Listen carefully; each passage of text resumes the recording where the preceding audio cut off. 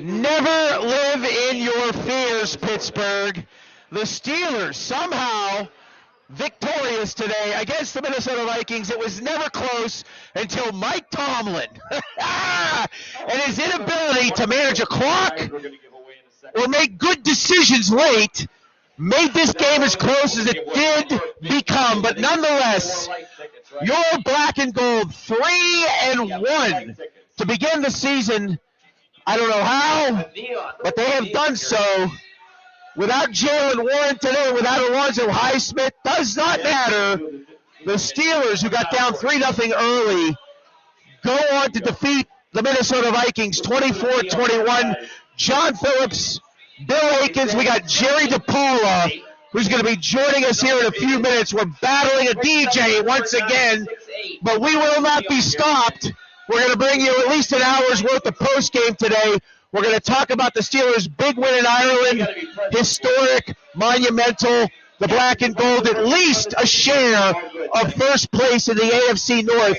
After today's action is all said and done, they got it done, and they got it done on the ground. They got it done via Aaron Rodgers being highly efficient, and the defense, my goodness, the defense took advantage of a very depleted offensive line that the Vikings have. 6 sacks, 3 turnovers. They picked off Carson Wentz not once but twice.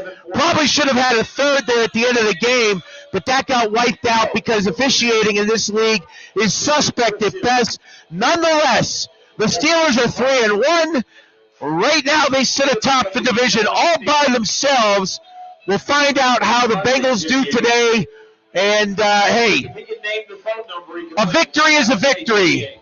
Bill Akins, what do you think? It was, it shouldn't have been that close. No, it shouldn't have come to that at all. I mean, I agree. That was too close for comfort. But a win is a win. I agree. Defense really stepped up today.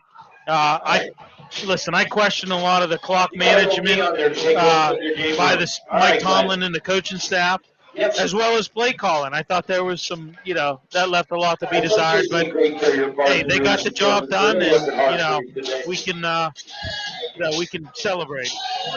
If you can use a giant tight end, okay, to go run the ball and get a half a yard, you could put Darnell Washington under center in that situation late in the game and get another half yard. Don't talk about living in your fears, Mike Tomlin. And Arthur Smith, you need to do better to fight for that play in that situation. There's no reason for this team to go through what they did in the last couple minutes of this contest. Nonetheless, 3-1, a victory in Dublin, and everything, I guess, as well in Steelers land. We will talk about this game as we progress here for the next hour or so, live from the North Park Lounge, Richland, and the Hilltop Event Center. It is Steel City Sunday, post-game edition here from the Hilltop Event Center at North Park Lounge. We'll go till about 2 o'clock or so. Jerry DePaula, longtime writer for the Pittsburgh Tribune-Review, going to join us here in just a couple of minutes. Let's look at some of the numbers as the 1 o'clock games are about 6-7 minutes away from kickoff right now. Aaron Rodgers. I'm not sure who the bigger story is. It's probably Kenneth Gainwell. We looked at the Jalen Warren situation before the game, about an hour before kickoff. It was announced that he would be not playing today. Gainwell steps in, and the young man who was in Philadelphia for the first beginning part of his career comes in here via free agency.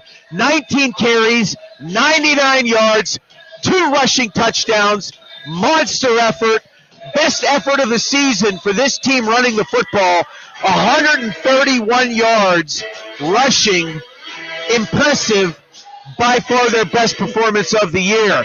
Aaron Rodgers, efficient, proficient, 18 of 22, 200 yards passing, a touchdown pass, was not intercepted, sacked twice. But the defense, once again, is the big story here. 6 sacks. How can you not talk about a combined effort by the front 7? Whether you want to talk about Derek Harmon and what his impact has been in 2 games. And as you look at the stats line, he wasn't all that great. He had 1 total tackle, but Peyton Wilson, massive day. 13 total tackles, 8 solo, had 2 tackles for losses. Patrick Queen, a sack, 11 total tackles. Those 2 guys who play run defense primarily were just lights out today. Deshaun Elliott had a sack, a tackle for loss. TJ Watt, a sack and a pick. He was huge. Nick Herbig and Keanu Benton, each with a sack and a half. Monster efforts by all of those guys, and then some, plus the kitchen sink, if you will. Steelers defense. Look, we thought this was the best team they'd faced this year, and on paper it was, but they just manhandled Minnesota all day long. After getting down 3-0, they get that touchdown drive together, and boom, it's 7-3, and from there, the Steelers controlled. Ronnie Hunter on YouTube. Happy Win Sunday for our Steelers. I told you we had well over 100 yards rushing. Good call, Ronnie. Nice effort. We love you folks. On social media, message us on our Facebook page, YouTube, X, Instagram, TikTok, at Steel City Sunday. Tell 10 friends and have them subscribe. And by the end of the year, we'll all be happier people. All right, I'll be the happy person at the end of the day, but I'm allowed to be happy sometimes. Am I not, Bill? I mean, how much more? Absolutely. Right. I'm sorry. Steelers are 3-1.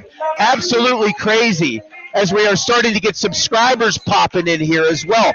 We love the fact that you're joining our show. We can't thank you enough. Everything is going so extremely well. We're so pleased to be able to bring this to you every week. Our partners here at the North Park Lounge, Richland, and the Hilltop Event Center are the big reason why. And I'll also tell you another reason why. Arch Masonry and Restoration. They have been with us since week 1, much like North Park Lounge. And let me tell you this. If you're a brick mason, a block mason, if you're a concrete finisher, if you're somebody who does construction labor and you're looking to get a jump start in your career, or if things are slowing down where you're at, get in touch with Arch Masonry, because they can get a jump start to your career. When most companies are slowing down right now, they're just ramping up. And if you have no experience and you just want to get into construction, no problem. Arch has programs that are designed to elevate and teach you about a building trades career. 412-564-5733 or call Arch Masonry at 412-564-5733 or visit their website, archmasonryinc.com. John Phillips, Bill Akins. Why don't we bring Jerry DePaula in? Is he available? Ace Westfall checking in via YouTube. There's Jerry D. How you doing, Jerry? If anybody deserves happiness in this life, John, it's you. Not in the cards, pal, but I'll digress. I got you on board. We missed the YouTube comment, but that's okay. Thank you for the YouTube comments. Ace Westfall says 140 yards rushing on the game, and you can get half a yard to close the game. Jerry, well, I don't want to delve on the negative side of things. All right, that's easy to do. We'll get to that. We'll get to the positive stuff later. Yeah, okay. You put the big tight end in a series earlier to go get a half a yard on 4th down. You can collectively end this game. Why are you not running the same play? Well, he didn't run the play, John, because if he doesn't get it, if they fumble the snap or something goes wrong, somebody misses a block, guess what? One pass and the Vikings could go into overtime. And that's, I guess, that's fair. That's fair. All that stuff could happen, right? Right. It's a lot of games. It does happen in games, in situations. What the percentage is hard to say. No. But, don't say you're going to live in your own fears and then live in your own fears. If you can run that play successfully a series or so earlier, if you can watch a team like Philadelphia run the tush-push, why are you not practicing something like that with Darnell Washington. That's a good point. Good point, John. Situations like that. I mean, the Philadelphia runs that play so exceptionally well. They run it so well, Jerry, that the league this year, enough of the owners were like, hey, we got to ban that. And there wasn't enough votes for it. Why can't other teams, why can't the Steelers put something like that in? Washington did that so well just the series prior. Just a couple of cents to talk about here. That's all. Well, did Washington run the ball in the series prior, or was it the quarterback? Or was it the running back? No, it was Dart. It was a direct snap. Well, he was right under center. He was right under center. It was Washington under center. I'll pull the play-by-play up here for you in just a few seconds, and we can go over it. But it was most definitely Washington that ran that ball under center on that 4th and short. I don't see Washington on the stats. He had 3 carries. Well, hold on here. Now I just went from the box score to play-by-play. He had 3 receptions for 20 yards. He had 3 receptions. Hold on a second here. Maybe I'm looking at the wrong thing. I could have swore it was Washington. Now I got to go back to the rushing stats. Give me 1 second here. I know I saw 80 carrying that football. I undoubtedly. Well, it was Connor Hayward. Hayward, okay, all right. It was okay, fine. Either way, Hayward. I mean, look, either right. It was 83. It was Connor Hayward. So, and that's fine. If you're going to run Hayward in a scenario that way for a half a yard at 6 foot 230, why are you not putting a tush push package in with somebody like that? It's a good question to ask Mike Tomlin tonight. They did win the game. They did win the game. I want to be positive. Brings up a point I want to bring up, John. Okay, fair enough. If it's is it a bad decision if you end up winning the game? I've had this argument with people in the press box before. Okay, it was a bad decision. They should have gone for it on 4th and 1, but they won the game because they punted it and they had to travel extra yardage, even though it was only 20 yards. In the grand scheme of things, it is not.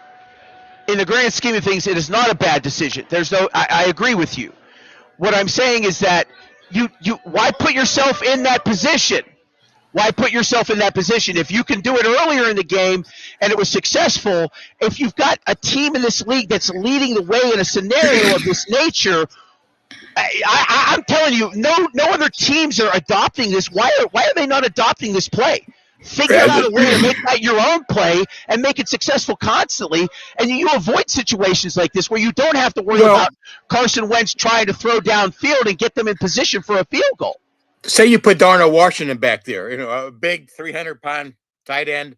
What if he takes the snap and drops it because he's not used to taking snaps from center? That's the thing that's going through Mike Tomlin's mind if you run that play and something goes wrong. He said in his past, you shouldn't live in your fears. Okay, but sometimes you have to live in your fears. So you can win the game, And they do. And look, one-score games, he's so good at one-score games.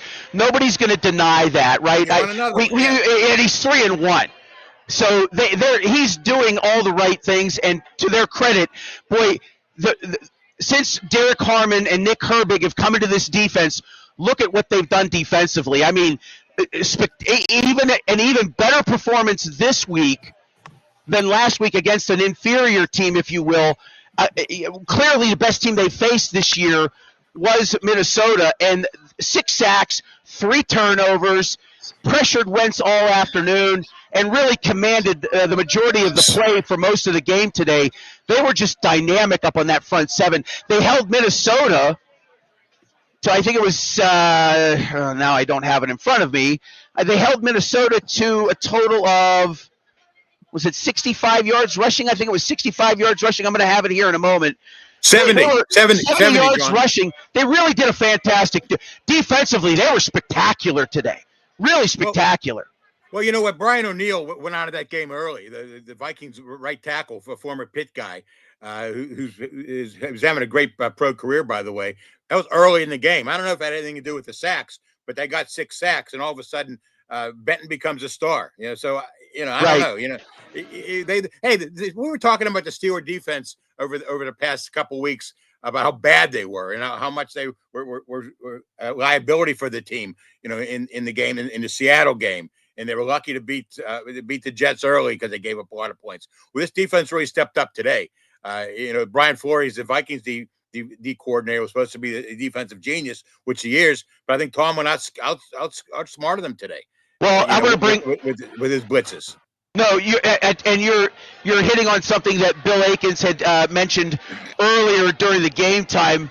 Bill talked about, schematically the schemes and the different defenses they were running against Minnesota had them completely confused. And you saw a lot of pressure from all sides by the Steelers today. And you're right, Terrell Austin, he's been under a lot of fire, right? He's been under a lot of fire. And Tomlin too. It's his defense. It's Tomlin's defense. It is, but make no mistake about that. You're talking about scapegoats, right? Tomlin's never going to be the scapegoat. It's always going to be the coordinators first. And Terrell Austin today, they, along with Tomlin, obviously, best performance of the season by far, hands down. In a game that meant so much for this franchise, that goes beyond an actual win or a loss in the schedule. The return to Ireland for the Rooney family, first ever game in Ireland. Only 2 games over in Europe. The other one was a loss to Minnesota years ago. But just so much, in London. That's exactly right. With the triple Bs and all that offensively that particular year, but nonetheless.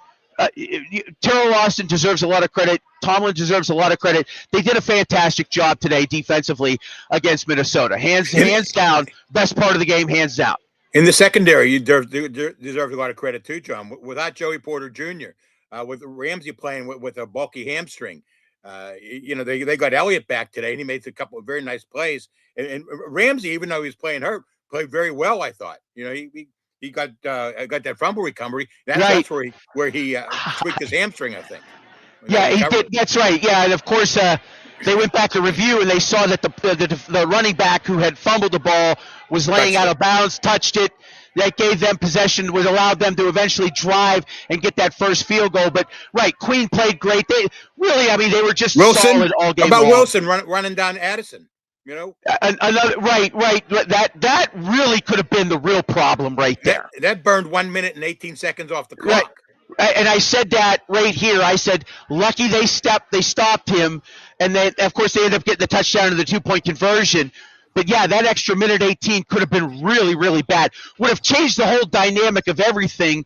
Assuming they score and the Steelers go through the same scenario offensively and eventually a punt. But it didn't happen that way. It happened the way it did. Steelers get the victory. Jerry DePaula joining us here many years at the Pittsburgh Tribune-Review, writing for the newspaper, covered every major pro sports team and college team you can think about. Might have done a little high school football play-by-play with somebody years ago as well. We don't want to. You were the play-by-play guy, John. I was just along for the ride. 3 of probably, I don't know. Let's see. Hard to say. Those were 3 pretty good years. I enjoyed those immensely, Jerry. I really did. 3, 2, 1, touchdown. we had a good time, definitely, broadcasting games together. Just looking at some of the other statistics here, just for the Steelers, DK Metcalf. We haven't even mentioned him and the impact that he had today. This team, my goodness, $30 million a year, first 3 games, fairly quiet, maybe by design, who really knows, but boy, did he go lights out today. I think it was like 123 yards receiving and a touchdown. He was just spectacular today. John, let's give Omar Khan a little bit of credit. If you're going to pick a Mount Rushmore of heroes from this game, Ramsey, Metcalf, Rodgers, Gainwell, all 4 guys acquired in the offseason, veteran guys acquired in the offseason. Give Omar Khan credit for putting this team together. Without those 4 guys today, and definitely without Aaron Rodgers, they don't win this game. Yeah, we haven't even talked about Kenneth Gainwell. I mean, we kind of mentioned him a little bit today. But 99 yards, right? 99. Yeah, he had 99 yards rushing. I'm not sure why they're showing statistics that they are. Okay, there's Gainwell. 19 carries, 99 yards, and, of course, the 2 touchdowns. Metcalf, 5 receptions for 126 yards and a score, the long one, of course, being the 80-yarder, and just dynamic. I look at some of the spreads here. I mean, for Rodgers, he only used 5 targets today, but he didn't throw but 22 passes. And we've seen this from week one. He had the 30 attempts against the Jets. They were behind the whole game. I get that. But since then, his passing attempts have gone down. And that's actually a good thing. That's actually a good thing. You don't want him chucking the ball 30, 35 times. They actually found a running game today, 29 carries for 131 yards. That's over 4 yards a carry. You'll take that. 3-1 at the break. That's a great overall, just a great effort today. And they got to keep running the ball if they're going to be successful this year. As you go later on in the season, especially in November and December, they're going to play a much more difficult schedule, and they can't win those games without a running game. Now, Warren didn't play today. Jalen Warren didn't play with a knee injury that cropped up late, I guess. But Gainwell, coming over from the Eagles, Super Bowl champion, really stepped up and played a great game, not only running the ball, but catching it too. Yeah, no, Gainwell looked really good. He also, as you mentioned, had 6 receptions for 35 yards. So he was tremendous today, really replacing Jalen Warren. And I don't want to speculate, but let's speculate. Sure. Best performance by a running back for sure. Depending on what happens with Warren, does Gainwell gain the number 1 spot after the bye when they take on Cleveland in 2 weeks? Yeah, I think it's 1A and 1A. I don't think anybody's going to be the bell cow running back on this team. You know, Warren and Gainwell are kind of they're shorter guys, aren't they? I mean, they're not real big bruising bats. They're tough guys and they run hard. But I don't think anybody's going to be. It's going to be 50-50 split. I think once Warren is healthy, don't you agree? Probably. We'll see. I mean, they did pay, Jalen a lot of money there right before the start of the season, which you got to have 2, John. You got to have 2 in the NFL if you're going to be successful. Most likely. I mean, listen, you have a Derrick Henry type running back. Yeah, you've got to have a couple backs that can shoulder the troubles together. Ronnie Hunter via our YouTube channel. Should we use Gainwell as the primary back now? We'll see. I mean, they got 2 weeks to kind of sort this all out. I would think, depending on what kept Jalen Warren out today, we should be, healed up by this time when they get to Cleveland. And they're going to be facing a team with a defense that is nasty, a very nasty defense. So, expect a slobber knocker in 2 weeks from the Browns. I mean, they've got to play, obviously, today. They're I think just underway. We'll check the scoreboard. It's very early. They're just 5 minutes into the early contests right now. We'll get to some scores here in a moment for you, but I don't think that needs to be determined right now. Like you said, 1 and 1A is probably the fair assessment when it comes to the running back situation for this football team right now. But the problems of the offensive line have been kind of swept aside. The defense the last 2 weeks has been the big story. They've gotten enough from their offense, right? 21 last week in a 7-point win. 24 this week, enough to get by the Vikings. The defense just has been spectacular. Really has just been spectacular. John, you know what this proves to me? That people jump the gun too quickly. People panic too quickly in this town when things don't go so well with their teams. We were talking about Broderick Jones being a bust, weren't we? Early in the season. Now they were keeping Aaron Rodgers relatively healthy, only 2 sacks today, and they run for $131. And Broderick Jones has to be part of that, right? He's playing right tackle. But you got to give him some credit when things go well. When you're talking about him being a bust, when things don't go well, he's not a bust. He's a young guy, just a young guy learning is what it is. And people get so excited. Oh, the Steelers lost to Seattle. The season's over. We're not going to go to the playoffs anymore. Well, you know what? Let's let the season play out. It's 4 games in right now. Even a 3-1 with a nice effort today doesn't mean they're going to beat the Browns in 2 weeks. So the Browns are going to be coming off a game in London the week. Aren't they playing in London next week against the Vikings? Yes, right. They're the first team to play back-to-back games in Europe. So you'll see the Browns. They should beat the Browns, and then they get to 4-1, and that doesn't prove anything either. It's over the course of the entire season. Let's see how things develop. We can talk about things as they go, and we can maybe worry about it and wring our hands in and anxiety like these fans always do. But let's let the season play out and let these guys play a game, several games before we decide it's a bust. We got Jerry DePaula, longtime writer from the Pittsburgh Tribune-Review, joining us here on Steel City Sunday post-game edition. Let's give you some scores from around the National Football League. Games are just underway. Jerry, the Carolina Panthers have a 6-0 lead over the New England Patriots. Just about 4 minutes into that contest, Bryce Young with a touchdown pass in that one. No score between Cleveland and Detroit. 8 minutes into that contest from the Motor City. Philadelphia has jumped out to a 7-0 lead at Tampa Bay. That game has just about 4 minutes into that one. Buffalo, no surprise here, up 7-0 on the hapless New Orleans Saints. They could be heading towards an 0-16 season. Atlanta, 6 minutes into their game at home against Washington. They lead 3-0 in that game. Also in the first quarter, Houston and Tennessee, no score. The Giants at home, an early 7-0 lead against the Los Angeles Chargers, who have started the season 3-0. It is Steel City postgame. Ronnie Hunter checking in via our YouTube channel. Did Johnson kind of redeem himself? I wouldn't say he redeemed himself. I'd say when he was called upon, he was able to produce some sort of, he gave some sort of production when he was in there. And they definitely won the month of September, Jerry D. I thought 2-2 would be good, but 3-1, my goodness. And in spectacular fashion, and two of them, really, their 3 wins have come on the road. This was a home game, but all of their wins have been on the road this year, if you will. That's impressive.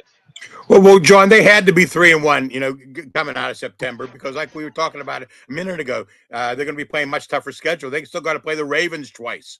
They got, and the Bengals, I think, are going to be a decent team if they ever get Joe Burrow back. And there's other games on his schedule. I don't have it right in front of me right now. It's going to be very difficult, come the November and December. So you got to give yourself a cushion. They built a cushion up last year, and they were able to make the playoffs, even though they were horrible in December. But you got the Lions to play. You got the Ravens twice. You got the Buccaneers, or not the Buccaneers. They played the Buccaneers in preseason, right? Oh, Buffalo. They got to play Buffalo at home. So it's the Chargers on the road too. The Colts. This is going to be a very difficult schedule, going forward after they get rid of the Browns in 2 weeks, because the Steelers are not a great team. They're an imperfect team. And in order to be in contention later on in the season, they have to be able to go 3-1 in September, which they did. Hey, Ronnie Hunter checking in via YouTube. Glad I found your channel, and you are now part of my post-game show, Steelers coverage. Thank you, Ronnie. Tell 10 of your friends. Have them tell 10 people. Come to the North Park Lounge, Richland Hilltop Event Center. Andy Wido says, "Here we go, Steelers, here we go." Big day. You know Andy Wido. Wave your pom-pom. The best I can do for you, Jerry, is here, I'll put this on for you. Hey, I got my construction Steelers hat on. How's that? Doesn't fit. I got another helmet with no PPE guard. We'll try that one here in just a little bit. Hey, Steelers beat Minnesota, folks, 24-21. And I was wrong. I picked them to lose. Well, I did too. I mean, look, I'm a mush. You should fade everything I say. Anything I say goes the opposite. New Orleans has tied up Buffalo, by the way, 7-7 in the first quarter of that contest. So there's that to hang on. The Cleveland Browns have a 6-0 lead in Detroit. In that game, still in the first quarter. So we'll keep you abreast of all of these things as my employees are blowing up my phone.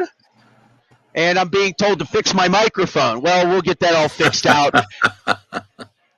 I've got the audience, and then I have the audience. You know what I'm saying, Jerry? They're coming at you from all angles, John. But they're coming at me from every. I got fans over here taunting me. I mean, what do you want me to do here? Broad shoulders, you can handle it. It is what it is. Say what you want. I don't really care. I'm having a blast doing this. It's nice to be able to talk with you. By the way, big announcement. Let's get this announcement out of the way now, and we'll do more on social media here over the next week or two. But so when I started doing this 4 weeks ago, I had a vision in mind, wanted to put this together. It happened very much last minute. For anybody that's watching this, we have put this together in short order, but over the first 4 weeks of the season, we have a regular cast of characters already. Paul Zeiss from the Pittsburgh Post-Gazette, Mike Oste, who writes for West Virginia Sports Now, part of the Pittsburgh Sports Now family of websites. They have entrenched themselves into the marketplace with their online presence over the last 12, 13 years. We've got an NFL insider every week from SiriusXM's NFL Radio. Zig Fracassi joins us every week. Jerry DePaula, distinguished writer for many years here in town, now part of our post-game show. And starting in 2 weeks, I am so excited to say that we are now partnering with Steeler Nation, SteelerNation.com. You can follow them on all the socials at Steeler Nation. No S on the end of Steelers. It's Steeler Nation. Go to their website, SteelerNation.com, on X, SteelerNation.com, Facebook, Instagram, X, YouTube. They are big across social media, probably close to 750,000 followers on all of their different platforms at this point. I used to write for them a few years ago when I was living in South Carolina. They're what we call in the business a Steelers blog, right? Not real media. Well, Justin McGonigal has taken something that he used to go on the Trib Live. You remember the Trib Live boards many years ago? The big message boards. I do. Yes. That was a really big. It was big for quite some time, Really and there was a Steeler Nation board that was there that somebody eventually turned into a website, but then they let it go. And then this young kid, Justin McGonigal, who was a frequenter on that message board, bought the domain and started to build an audience online, and now he travels to all the road games. They host a weekly tailgate down at Acrisure called the Terrible Tailgate. They've been doing that for 10 years now. They have Steelers, ex-Steelers come in. They give away all kinds of stuff. Huge following on social media. We're partnering with them. They're going to we're going to go to a couple of the Terrible Tailgates, starting with the Browns game in a couple weeks. I'll broadcast live from there. Bill's going to be back here at NPL, and then I'll come back for post-game next week, and hopefully in 2 weeks, Jerry, you can join me here for post-game live as well. That's the plan, at least. Looking forward to it. Yeah, we're just getting warmed up, folks. We're just getting warmed up. That's what I'm saying. If you're looking for something a little different, you want a different type of post-game show, we're hopefully going to provide it for you, spread the word. But we're so pumped. I'm so excited to have Steeler Nation tied in with us to help us along our way and our journey. We're new, and we're just getting started, and SteelerNation.com is going to be a part of that. And I can't thank them enough for just, wanting to be partnered with us in some small way. They're doing us more of a favor than we are doing there, but they were like, hey, can you do some broadcasts from the tailgate? I'm like, and to Mark Baranowski's credit, the guy who runs North Park Lounge Restaurant Group, he runs, I think, 7 different restaurants, this being the big one here, the MPL Richland location. The one in Cranberry Bayou is also great, but the 16,000 this 16,000 square foot facility here can host all kinds of events. He's putting a lot of time and effort into fixing things up here. Mark was like, just go out and do it. Well, and he's just been spectacular. All the people here have been spectacular in supporting us. We can't do this without MPL Restaurant Group and the folks here at North Park Lounge Richland and the Hilltop Events Center. Or you, Jerry, you're helping out quite a bit as well. Bill Akins, I'm having a blast. Jerry DePaula, a big part of our now expanded post-game coverage. What do you think? He says yes. He's shaking his head yes. Okay. I'm glad he approves. Otherwise, I could take my earphones off and go have dinner. Well, we will. We're probably going to go till about, I'd say 1:50. We'll go for another half hour here. John. I'm here all day. I'm retired. I have nothing else to do. Yeah, I don't know what that word even means, buddy. I'll tell you that right now. As much as I would like to know. Good. Believe me. Yeah. And you know what? And I'm happy for you. Seriously, there's no deadlines, no things to do. That's a good thing for sure. Meanwhile, I got about 1,800 miles in my car over the next 3 days. But hey, I'm not complaining. I am complaining, but life is good, right, Johnny? I listen. Living in Wexford has its advantages. My kids are in, I think, the best school district in Western Pennsylvania. They absolutely love it. It's nice and quiet where I'm at. I'm very, very humbled, to have left for South Carolina during a global pandemic, and did what I did down south, and then to have to change courses because my wife and children needed a change to come back home to get situated where I'm at. I'm very fortunate. I like to complain, but the fact of the matter is that I'm very blessed. So I'm grateful, and it's been good. And this is part of it. You know what I mean? Like, this is the extracurricular stuff that I do. Contributing writer for the Trib. Unfortunately, I can't cover the game tonight, but I picked up a byline this year. I mean, I feel very happy about resurrecting a media career in this town. It feels good. It really does. It's good to have you back, John. Good to have you back. It's good. And, Bill Hartlip, I want to thank Bill, the sports editor at the Trib. Yeah, didn't have to extend anything to me other than a courtesy, and was like, hey, do you want to cover the pro side? You want to cover the Riverhounds? You want to write features? You want to do this? And yeah, I'm very happy. I haven't written for them in a few weeks, but it's been good, and I'm very happy to have all of these different things going on in my life right now, and you're a part of that. And hopefully in a few weeks, I've got some other things to announce. We'll have some other updates on who's joining us as part of our team as the season moves along. It is Steel City postgame live from the North Park Lounge, Richland, and the Hilltop Event Center. Postgame show where the Steelers are 3-1, beating Minnesota today. I want to say handily, but again, you look at at that fourth quarter number. Minnesota scoring 15 of their 21 in the fourth quarter, and really it was much tighter than it should have been. But it is what it is. The Steelers get the W. They didn't draw it up that way, I suppose, but it's the way it ended up being as Philadelphia now jumps out to a 14-0 lead. Jerry D, Jalen Hurst coming into this game was the only Achilles heel it seemed like he had was the Tampa Bay Buccaneers. 1-4 against them lifetime. He is 5 of 6 passing for 33 yards and a touchdown, and it looks like Dallas Goedert has caught a touchdown pass from Hurst. Oh, they got a defensive touchdown as well. So there you go. So everything going well for the Eagles on the road. A couple of 3-0 teams in the NFC waging war against one another. So there you go. Any surprises so far this year through 3 weeks, Jerry, in the NFL? I'm just kind of curious to what you thought. Yeah, I'm a little surprised that C.J. Stroud has not played better for the Texans. Now, they play Tennessee today, but I thought Stroud, after having a good rookie year 2 years ago, not so good last year, I thought he would really get back into his form that he showed in college and he showed in his rookie year. But so far, that hasn't happened. Now, they have some injuries, of course, in Houston. They had some problem. They're 0-3, I believe, aren't they? Yes. And I think they'll beat Tennessee today. But that's that one surprise. And I thought Cincinnati, now, of course, Burrow was hurt, but I thought Cincinnati was going to be a tough team because I thought their defense was only going to get better. And I think Burrow is one of the top 3 quarterbacks in the NFL, in my opinion. Maybe most people may not agree with me, but I think he's top 3, but now he's hurt. And if you stay away from injuries in this league, you can do well. And that's what the Steelers are going to have to do. They got to keep their 41-year-old quarterback healthy before his 42nd birthday, which is coming up, I think, during the season. And if they do that, it's going to be fun, coming November and December, when maybe they can knock off a few of those teams that they couldn't knock off last year. We're talking with Jerry DePaula, longtime writer at the Pittsburgh Tribune-Review. Bill Aikens joining us. Bill, you want to jump in here or no? What do you want to do?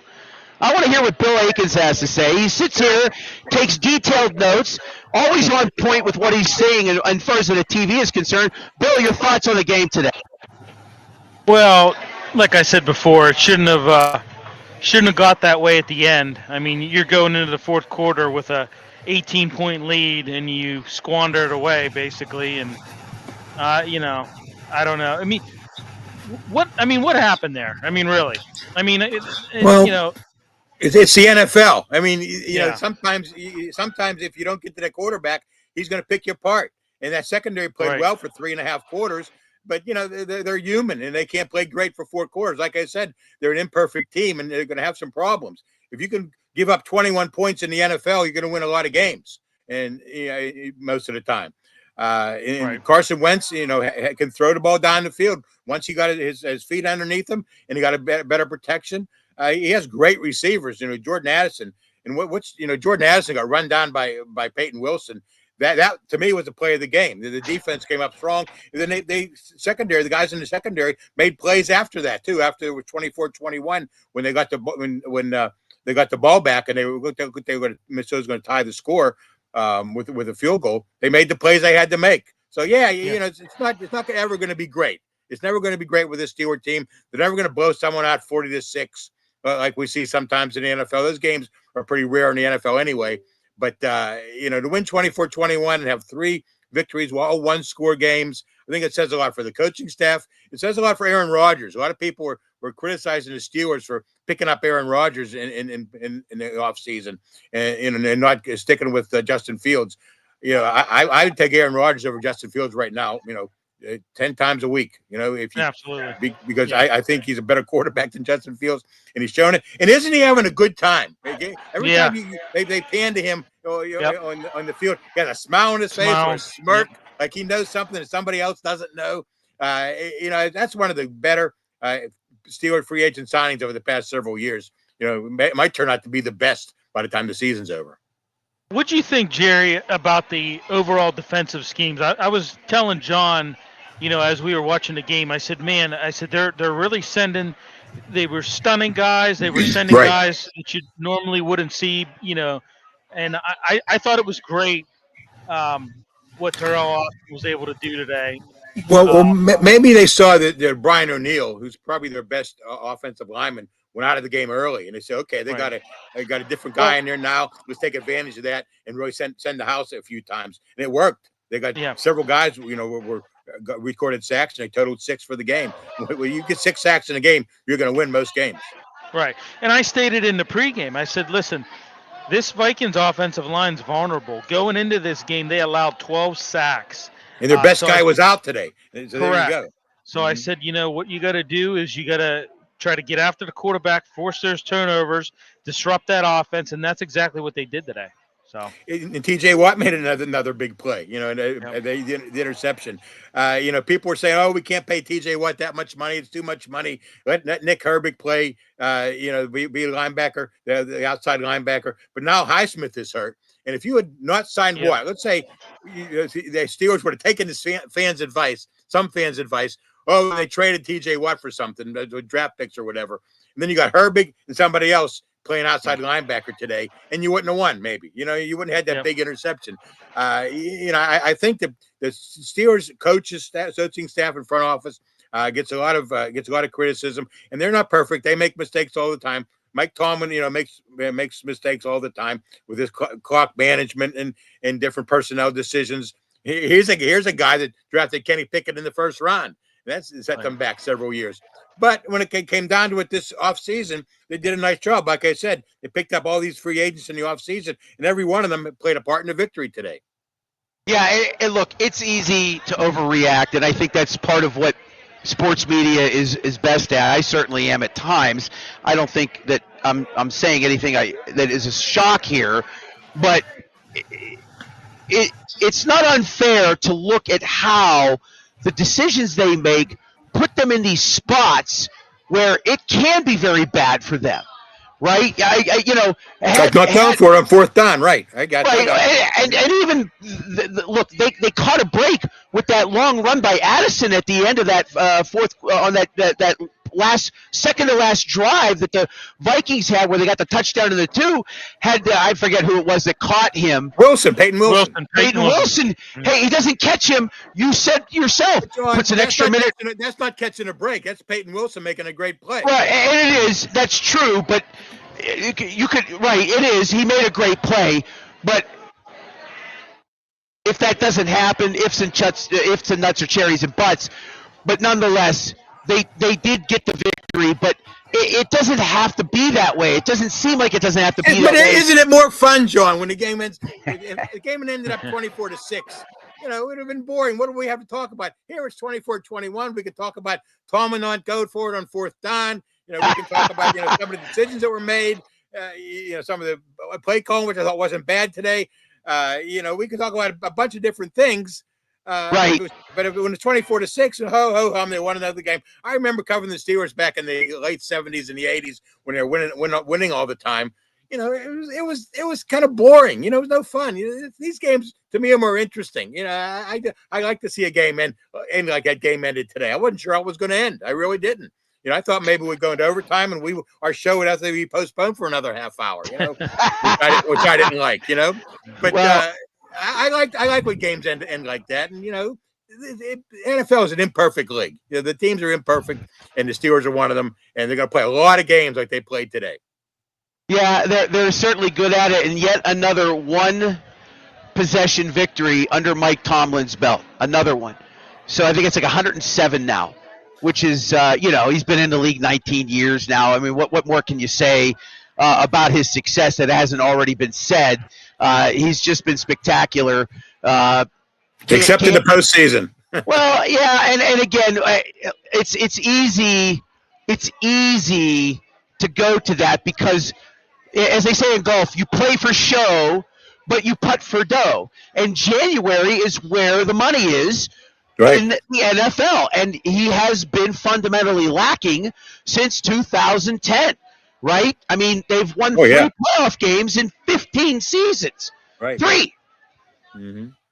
And they haven't won one in 9 seasons, right? Right. 0. Yeah. Well, it could be 9 years if they don't manage to win this year. So, and again, the last playoff win was a 6 field goal victory and all of that fun stuff, all the blowouts that they've had. You don't want to continue to harp on those things, but that's really what it comes down to. Mediocrity at 9-8 or 10-7 in a blow-off loss in the wild card is not acceptable. Right? But they're 3-1 right now. They're going into the bye week. They have the 2 of their next 3 or 3 of their next 4 are at home. They've got Cleveland. They're on the road. I believe it's at Cincinnati. Then it's Green Bay. And then it's Indianapolis. So, and it's a Thursday Sunday matchup. Sunday night game, Thursday night game, Sunday afternoon game. Yeah, it's the first week in November against Indy. So, look, take care of business, and you managed to go 3-1 over those next 4. Now you're 6-2, and you're really in a good position, right? Because then you've got Baltimore, 2 games of those on deck, and whatever else. Coming up. Buffalo, Detroit's coming up, right? Another murderer's row for this team. Bill Aikens jumping back in here. Your thoughts? Well, I tell you what, too. You look at the Colts, too. They face the Colts. We're going to be facing the Colts here November 2nd. You see what they're doing with Jonathan Taylor. I believe, that's the reason why the Colts are having so much success. It's making Danny Dimes, it's making it easy for him because he has a running game finally. But when you look at it, that's going to be a test for the Steelers. I mean, the run. We know the run defense has been a little suspect this year, and now you've got one of the best running games coming in. Like I said, in a little over a month with the Colts. So yeah, I mean, and that's certainly down the road. But the truth of the matter is that you always are looking ahead, I guess, in many cases. But they don't have to look ahead to anything other than a nice trip back home, a bye week, and then they get some rest to prepare for, the Cleveland Browns who, getting a little bit of offensive effort today, which is good for them. But nonetheless, that defense, it's just, they have not, it's been a split in the season series since Ben left. We talked about how Ben dominated the Browns during his entire career. They are, they've split the series all 3 years so far with the Browns since his departure. A team to be reckoned with. I don't care if they're 1-2. That defense is. Myles Garrett is a legit. Yeah, Myles Garrett. He is. Put a lot of pressure on young Aaron Rodgers, right? Yeah, and there's been a lot of talk. Is it Garrett? Is Watt the best player? Is Garrett the best player? You can look at it and break it down any way you want. Garrett has. He's pretty good. That's for sure. Go ahead, Bill. Well, I said last week the Packers. I said. They were sending. It was like a Congo line that the Packers had trying to block Myles Garrett. It was just unbelievable how, they were sending everybody at him. He's still making plays. Yeah, he's a beast. There's no question about it. I don't want to say they're different players. Physically, they're certainly different, right? Garrett's a much bigger athlete, a little bit bigger athlete than Watt is. I mean, he's a physical specimen to say the very least, and just a terror on that defensive line. Look, it's the debates are there to be spoken about ad nauseum, right? On whether who's the best player or not. Garrett wants to disrespect Watt. That's fine. Watt's, fluffs it off in most cases. There's gamesmanship there, and attitude and ego and all those things. Social media presence nowadays, I'm sure, plays a role. As Ronnie Hunter checks in via YouTube, I'm in North Carolina, been a Steelers fan since the 70s. Ronnie, thanks for checking in on YouTube. We're getting a little bit more of a push on YouTube, which is nice. Hopefully the algorithm is providing that to some more Steeler fans as we kind of push along here. But to get back to the debate, Jerry, between Garrett and TJ Watt, you're splitting hairs. Right, it's Really, 1 and 1A. They're both Yeah. great players. Who cares who's the best player? It's the player that makes the plays to win games that matters. And that Browns game, to me, is not going to be such an easy game coming up in a couple weeks. Remember who the quarterback is now, John. Joe Flacco, right? Joe Flacco. What did Joe Flacco do against the Steelers last year when he played for the Colts? He threw 3 touchdown passes and beat them. So Flacco, I don't know if he has a Steelers number. I'm not going to say that, but he's a guy that can still get things done. Whether it's going to be an interesting game with two quarterbacks, who are either 40 or pushing. I don't know if Flacco's 40 or not. He might be 40, but it's going to be interesting. Yeah. There's the veterans going against each other at Acrisure Stadium. It's going to be a lot of fun in 2 weeks for sure. Let's go to the NFL. It's no sure victory either. We'll keep Jerry for about 10 more minutes, and then we'll let him go for the remainder of his day to watch some football. End of the first quarter. Let's get to the 1 o'clock games for you. Giants, after a quarter of play, lead the Chargers by a score of 7-0. Houston, early stages of quarter number 2 from Nashville. From Houston, I should say. Houston 6, Tennessee nothing. Second quarter from the Mercedes-Benz. Have you ever been to Mercedes-Benz Stadium, Jerry D? Oh yeah, in Atlanta, right? What a palace!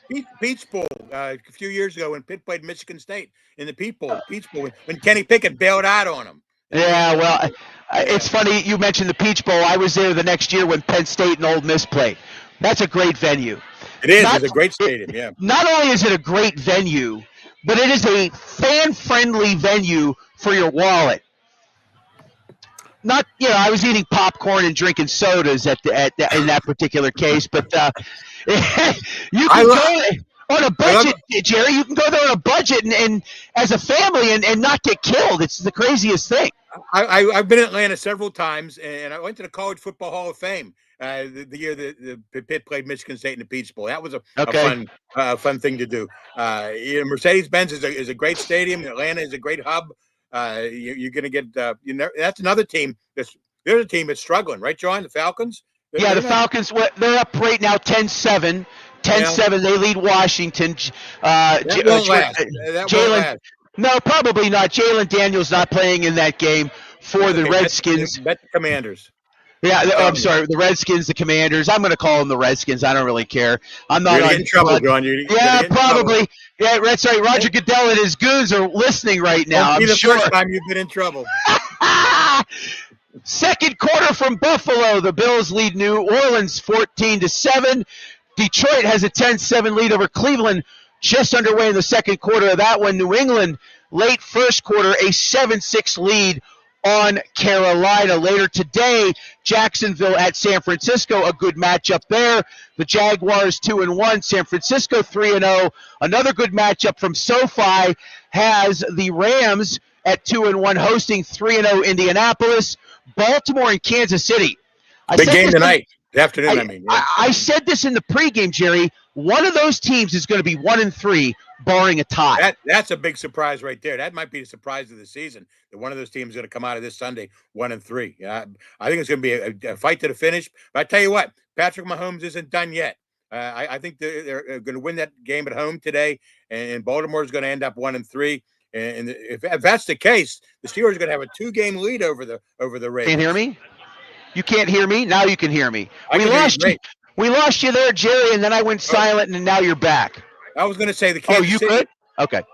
Chiefs are going to win that game today. That's my prediction. Okay. I won't put my money on it, John, but I put your money on it. As Bruce Kyden used to say, I'll always wager a couple chocolate chip cookies if it There you makes go. sense. What I'm saying is 3-1. Steelers 3-1. Ravens maybe 1-3 by the end of the day. Boy, would that be a stunner, right? That would just be an absolute stunner. Chicago 1-2 at Las Vegas. The Raiders 1-2. The late game tonight, Green Bay 2-1 at Dallas. One other final already this week. Seattle beat Arizona 23-20. 2 Monday night games. Jerry DePaula. Oh yeah. What am I going to do? I have to choose one. A barn burner to start at 7:15. The 0-3 Jets at the 0-3 Miami Dolphins. Ooh. Let's pray for a scoreless tie in that one. Yikes. And then at 8:15, Cincinnati at 2-1 at the 1-2 Denver Broncos. So there's your schedule. I like Denver and Miami. If you're going to put any chocolate chip cookies on it, Denver and Miami. There you go. All right, just a couple more minutes with you, Jerry DePaula. We'll finish up here and get you out of here. Just some final thoughts from you before we let you go.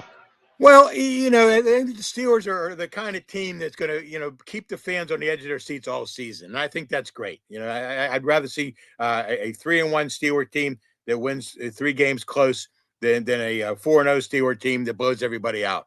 And they're not going to blow anybody out this season because they're not good enough. Okay, but they do have some weapons. They got a running game. I think with Gainwell and Warren when he gets back.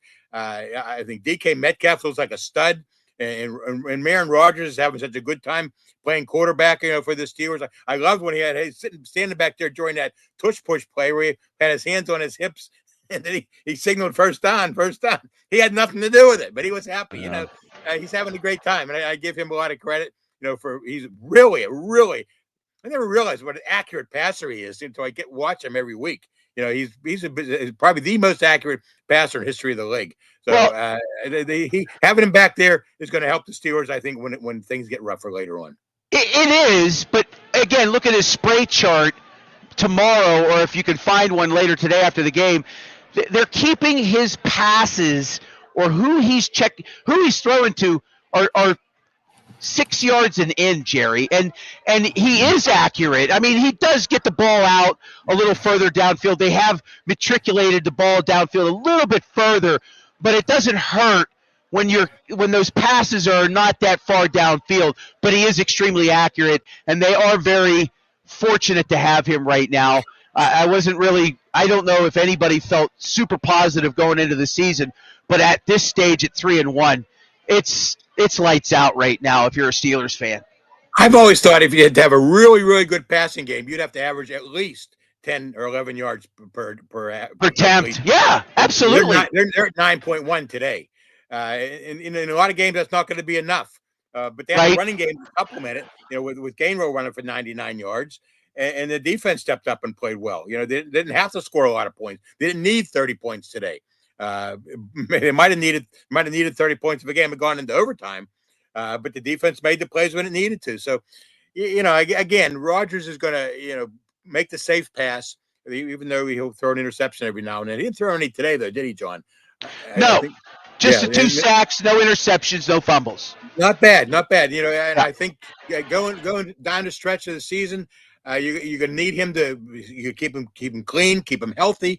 Hopefully those young tackles, left tackle and right tackle, they are going to get better as the season goes on. And if they keep improving a little bit every week, I think this team has a chance to win 10 games and then get a favorable matchup in the playoffs and see what happens. But at this point, you can't be concerned. You can't be worried about what direction the Steelers are going. I think Mike Tomlin and Omar Khan have them going in the right direction. I mean, it's scary to think that they're on pace for 12 wins, but they are. With the extra game, I mean, they're on pace for 12 and a quarter wins. I mean, they're not going to win 12. Probably not. But I mean, I listen, and you're somebody I obviously trust and respect. And there's one or two people that I do talk with that aren't involved with the show that I respect. I mean, these are people that have been covering the team for a long time, and they're adamant that the last 4 or 5 seasons that the Steelers win total was plus at least 2, maybe 3 and that was strictly because of Tomlin. And I, you know, and I sat there and said, hey, I believe what you're saying, and I trust that you know what you're saying because you've covered this team for a long time. And look, again, easy to knock because of the fundamental lack of success in the playoffs. But maybe, just maybe, that's the thing that keeps him around year in and year out, and the stability in the coaching. Yeah. Because he can guarantee you 9 or 10 wins minimum. He's going to probably help you win a couple games where you don't see it, but it is because of the effort and the time and what he does with his coordinators and the plans that they put together. Just hats off. And you know, again, just as Billy during the games, like, boy, look at how they're just running these exotic schemes. They're just throwing things at Minnesota they can't figure out how to defend. You know, they what was the sack? Who was on the end with the big sack there? Was it Herbig? They had Watt on the one side. Herbig was on the other side, but then he came stunting in, and he was open to the quarterback, and it was an easy sack for him. Yeah, I mean, that was Queen. Oh, it was Queen. Thank you. Just, you know, and Queen's not an outside guy, but they paid him Another free agent signing. Another free agent signing. Here you go. Yeah. You know? Yep. All right, Jerry, go have some fun with the grandkids and the wife, okay? All right. Thank you, John. It was my pleasure. I can't wait for 2 weeks in NPL. I'll see you there. All right, Jerry, thank you, sir. Take care, buddy. All right, Jerry DePaula, longtime writer from the Pittsburgh Tribune-Review, always gracious with his time, joining us in our pregame show. We're going to wrap up here in just a few minutes. I'll bring Bill Akins in for a final few thoughts, and we'll give you one more wrap of the scoreboard before we wrap things up today, abbreviated version of the pregame and postgame show live from the North Park Lounge, Richland, and the Hilltop Event Center. We'll tell you about Arch Masonry in just a moment, but Bill, go ahead. I want to get your final thoughts. Well, I mean, hey, they held on to the victory. A win's a win. And, you know, it was exciting. It was the fans over there in Ireland, they got their money's worth today. I mean, it was definitely and from what I understand, it was 70-30. 70% Steeler fans, 30% Viking fans and other teams. There was you know, a bunch of fans with supporting other teams. But like I said, you know, hey, you sacked Wentz 6 times, right? You did what you needed to do. That was one of my talking points in our pregame. They've got to take advantage of that vulnerable Vikings offensive line, and they did that. And you know, we're going into the bye at 3-1, and hey, you know, you can't be happier with that, right? I mean, I'm thrilled, quite frankly. I again, at the beginning of the year, I said 2-2, and I'd be pleased. 3-1 is just, you know, and especially with the defense that has turned things around in just short order, right? They had an easier opponent last week. Nonetheless, Harmon's return, Herbig taking over in place of the injured Alonzo Highsmith, the 5 turnovers. They were deficient offensively except for the 3 touchdown drives, 2 of which came off of turnovers. They did enough to win. And then this week, just lights out defensively. I mean, they just, outside of the opening drive that they gave up for the field goal, they were just in control the whole time. And it wasn't until the very end when they had that stress test, you just watched a team that was just physically better on both sides of the ball. You know, they were able to control the running game, efficient with passing through Aaron Rodgers. He did not cause any mistake. He didn't have any mistakes. They looked really good in the process of doing all of it. And again, outside of the final 4.5 minutes of play, they were just outright a very good football team. Very good football team. They'll have a week off. They'll have some time to rest. And then they get the Cleveland Browns in 2 weeks on the 12th of October. We will broadcast live from Acrisure. I'll tell you more about that in a moment. But before we wrap up, I want to tell you about Arch Masonry and Restoration, another one of our great sponsors that have been with us since the very beginning. Folks, when construction companies are slowing down at this time of year, Arch Masonry is ramping up, and they're looking for block layers. They're looking for brick layers. They're looking for concrete finishers. They're looking for labor help. And if you have never worked in the construction business and have no experience, that's okay. They have programs that can give you advancement into a career in the building trades that you may be looking for. Call them 412-564-5733 or visit their website at archmasonryinc.com. Arch Masonry, one of our proud sponsors here on Steel City Sunday. Go and follow us. Like and subscribe. YouTube, Facebook, Instagram, X, and TikTok at Steel City Sunday. We're so happy that you can bring us into your homes or on your devices, wherever you might be. We're just getting warmed up. Next week off, the week after, week 5 for the Steelers, week 6 of the NFL, which is October 12th. Our pregame coverage of Steelers and Browns starts at 10 a.m.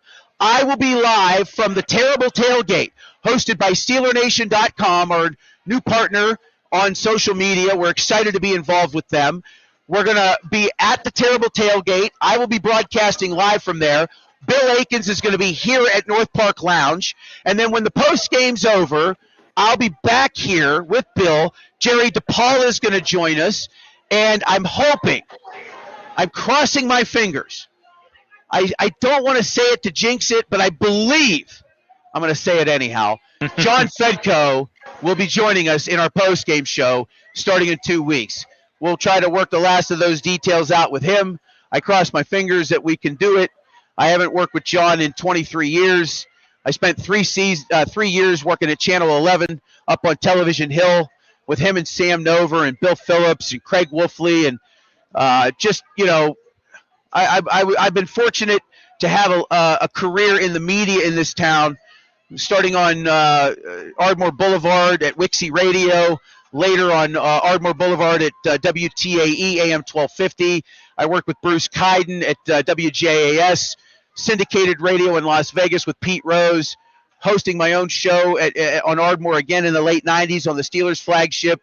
Fortunate to spend 6 years at 93.7 The Fan, and now doing this with media professionals in Pittsburgh to provide you with a new pregame and postgame show. We really hope you're enjoying us, what we're doing, and we just hope you want to continue to be a part of it. Like and subscribe, as the kids say, at Steel City Sunday on all the major social media networks. We're going to continue to keep broadcasting live and bringing you this content and hopefully more as the season moves along. For the entire cast and crew, Mike Oste, thank Eric Nordquist at Mad Producer 1 on X, from K-Fan, the Minneapolis Vikings, the Minneapolis radio station, all sports station in Minneapolis, Minnesota, the Vikings flagship. He does post-game show as well. He was on our pregame. We want to thank Jerry DePaula, and I also want to thank Bill Akins. I cannot do this show without him. For the entire cast and crew here at the North Park Lounge, Richland, and the Hilltop Event Center, I'm John Phillips saying good afternoon. Once again, your final score, Steelers 24, Vikings 21. We've been talking about it right here on Steel City Sunday on YouTube, Facebook, Instagram, and X. We'll talk to you in 2 weeks, folks.